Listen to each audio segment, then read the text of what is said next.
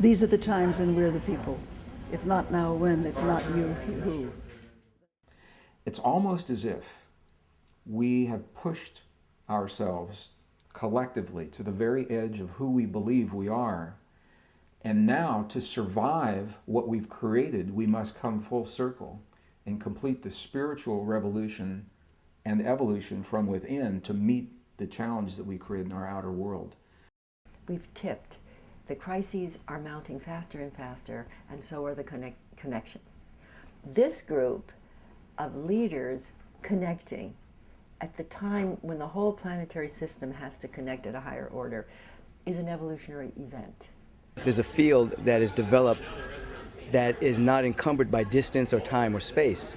And so as we come together initially with our intention and all agree on it and come into alignment with that, then it will affect all of our works individually, but then our individual works will create a kind of a collective synergy that will take us to places that we can't imagine right now because it's beyond the imaginal realm. It is really the next stage of evolution. We need to be able to express this simply to many groups, and I think that's one of the great synergies here, because we all have different constituencies. We can learn from one another how to reach them in a better way through really an open kind of communication.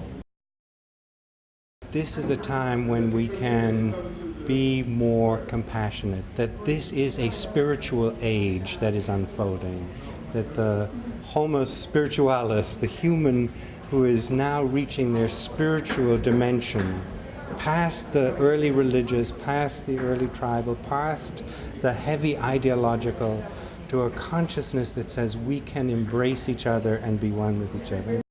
If we don't change our ways in the next 50 years, we'll have, like 200 million environmental refugees. That alone bespeaks immeasurable human suffering.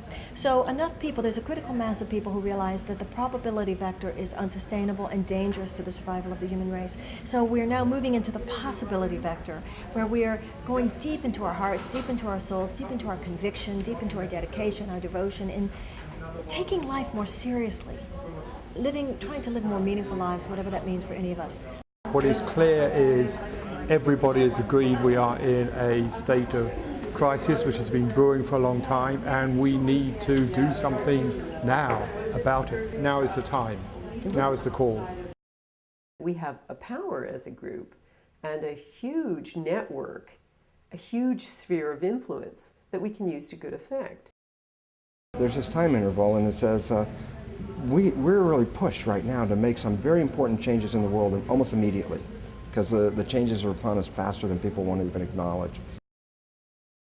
I think what I hope to see is that we each articulate our vision of a transformed society. We each articulate how we're going to play a role.